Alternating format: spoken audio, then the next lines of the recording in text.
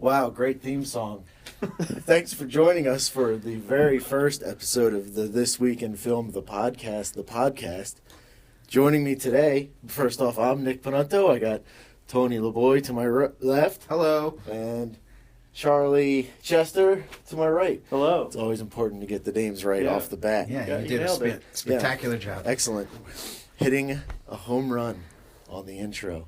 Okay, so Tony, wait, what did we say we're going to start with? Did we say we're going to start with Charlie? Charlie's got a good one. Let's start with On Charlie. a side note, it took Nick a while to remember our names, and we've worked together for over 6 years. It's pretty good. This is going great. It's going great. So far, everything is going really well. Before we get started, I guess we should talk about what this podcast is. And basically, This Week in Film, the podcast, is what did we watch this week? Not particularly what's popular in the world. Doesn't have to be topical. Doesn't have to be topical. Probably most of the movies we watched this week aren't topical or new related in any way. So like a bit of a spoiler warning at the top. Yeah, it could be good. It could be horrible. Could be good. Could be great. Yeah. But general spoiler warning, if the three of us have all seen the movie, we're going to go in deep about it. If one of us hasn't, we probably won't. So, I don't know. We're just going to play it by ear. Prepare to go deep. Charlie, what did you see this week in film? All right. Well, most popular, most relevant for today's date. We haven't talked about the date, have we? Today is January 20th. Really? Check my watch. Yeah, it's 20th. January the 20th at 3:35 in the morning. 3:30. 10:00. Midnight. Oh my God, the wheels are coming off. It's 12:35. All right, we'll edit this out. Midnight 35 East Coast Standard Time. We'll edit that in post. Should we do a clap? No editing. Should we do a clap? Yeah, just so clap. we know where to edit. And snap. All right, perfect. Charlie, what did you see? So this past week, I finally got to go see The Revenant. It's been All out right. for a few weeks. I've seen that. I have not. Oh, what else right. did you see in film? Let's go over it and Go ahead. Talk about The Revenant. Basic pitch of the movie at this point is it's 2 hours of watching another human being suffer.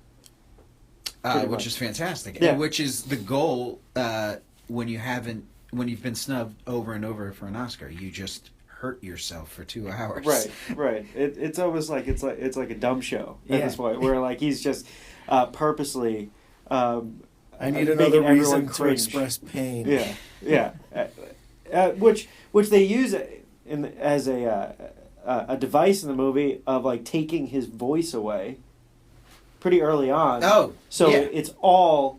So he doesn't get to do his typical Leo screaming and yelling? Absolutely not. No, not at all. Maybe for a second, which you see in the trailer when he's getting mauled by that bear. And the bear's got more lines than he does. Yeah. Oh, absolutely. It's all just straight like pantomime acting, just like gestures and just how many different looks of pain he can pull off. A lot of moaning, a lot of eye acting. Is it like it's all in the eyes? Yeah. Is it like Castaway but in the forest in the 1800s? Yeah, you could say to a point it is, because it's a very introspective, like, how is he going to get out? How could he possibly get out of this? But no, I enjoyed it. It was beautifully shot. Yeah, it was gorgeous. Like if you took Castaway and you added a lot of racist undertones. You mean if you filled in all the lines you didn't hear from Wilson? Right. Yeah. If Wilson was just a hate monger. Which would explain his face. Yeah. There right. was a lot of racism. Well, what you said you had another movie you saw in film this week. A random VOD. It's video on demand for people. Okay. The link. Catch up with the lingo. Yeah. It is called Scout's Guide to the Apocalypse. Heard of it? Okay. Yeah. I was excited because It's on my list. it's touting itself as like an old school horror comedy, which you don't get to see good ones really much anymore. Like Evil Dead 2 sort of style. Krampus, they say, is a good version of that. I really want to see that. They say in a couple of years Krampus is going to be everybody's favorite Christmas movie once they see it. Oh, really? I gotta check it out. Maybe next week. Anybody of note in that? No, actually, one of the dudes in it, the main actor, is on deck to possibly play Harrison Ford's part in the new Han Solo. Oh, So he's one of their wish list. Interesting. Disney's wish list guys. Chewbacca. But the intro to the movie is fucking hysterical because it's just the show Workaholics. Mm-hmm. Okay. The long-haired, weird-looking dude. Blake, the guy Blake. who plays Blake. Blake. Yeah. With the mustache, like that. Yeah. That 5 o'clock shadow mustache. Yeah. It's just him as a janitor in a high school singing Iggy Azalea's Black Widow. That's it. That's the intro. It lasts way too long to the point where it's fucking hysterical. Okay. I was by myself and laughing. That says everything. It's definitely on my list. All right. Yeah. Tony, what did you see this week in film? This week, I decided to pay homage to the recently departed Alan Rickman, and I was originally going to watch Die Hard because that's a safe option, but I decided to watch something that I had not seen before, a classic, as I soon found out, Galaxy Quest. Oh, yes. Galaxy Quest is terrific. I love it. I'm blown away. I'm one of the first people to have ever said that. Yeah? Yep. Said what? That they loved Galaxy Quest. Yeah. Yeah. That's not quantifiable. Like, you can't. You can't disprove it. Where is that noted in the histories of? I guess, We'll go back to your Facebook. No, yeah. Galaxy Quest is terrific. Yeah. And it only gets better with time, I think. Yeah, I'm blown away you haven't seen it. Well, Yes, originally yeah, really. it turned me off. Tim Allen turned me off. I thought it was going to be horrible, but It's like one of the best Tim Allen movies. he was perfect for the. Everybody was cast perfectly, and who was Sam Rockwell. Sam Rockwell. His part was hysterical. Yeah. Yeah. Amazing. Oh, Yeah. yeah. Everything about that it's the best Star Trek movie that was ever made. By Grant Bar's Hammer, it was a goddamn good movie. Yeah. Yeah, and I also late one night me and a group of my friends, we decided to watch Virtuosity, starring Denzel Washington, Did you Russell seek Crowe, it out? Kelly Lynch. Or My was it friend just on- recommended it at, like, I've never seen the whole thing. Like, I'm pretty sure I've seen parts of it. It's but- essentially like Lawnmower Lawnmower Man Man with without a the lot of yes, graphics. exactly. Yeah. It's Yeah. almost because it was directed by the guy who did Lawnmower Man. No, it Yes, it is.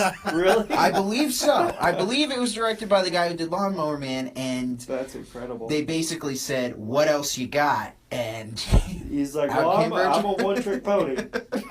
This time there's another computer, and 'Cause Russell Crowe is in it. The effects are essentially the same too, right? That was Russell Crowe's big break, I think, too. that big was US Russell break. Crowe's big break. Yeah. Well, his big U.S. break. Yes, He was an Brett Australian Leonard, guy.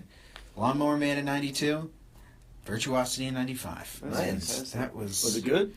Worth watching? It was not worth watching. No, yeah. If you want something, to laugh at, have a few beers, I definitely dive in. But really, the effects. It's definitely one of those movies where you're in 1995 and what is the future going to look like, and also. What year is the future in the movie? That is a good question. It's got to be like something crazy, like 2014, because they went all out with this thing. But I honestly, what I was more shocked about is the many looks of Denzel, because he went from like, he goes to prison and he has one look, like one hairstyle. Then he goes to classic Denzel, and then in the beginning he's got another look. So he really was going for the full range. Of looks for Denzel. Is this Denzel before Denzel becomes a caricature of himself? Oh, yeah. This is Denzel. This is Denzel pre-training day, of Yeah. course. But it's like, Absolutely. He didn't go full Pacino yet. right, Oh, no. exactly. Yeah. Like, he wasn't quite, like, I wouldn't say he's mailing it in now, but like he isn't, he could disappear into a character back then. Whereas now and then Denzel killed that guy kind of a thing. Like back then you could forget who he was, now you can't. Yeah, absolutely. I'm remembering virtual. What is it called? Virtuosity. I'm sorry. Virtuosity. Shame on me. I'm remembering in like my mind's eye right now, like, because mind you, I haven't seen it in like 15 years. Yeah, nobody has. So I just try to replay some of the visuals in my head. It plays like the special effects play like a 1992 screensaver on a Yeah, it computer. looks Oh, like absolutely. It looks yeah, like a dead on. FMV from like a CD-ROM video game, Yeah. right? Like the real looking pic. Looks like Sega CD. Russell Crowe does a lot of morphing, and I swear I saw the Pipes screensaver just like reenacted.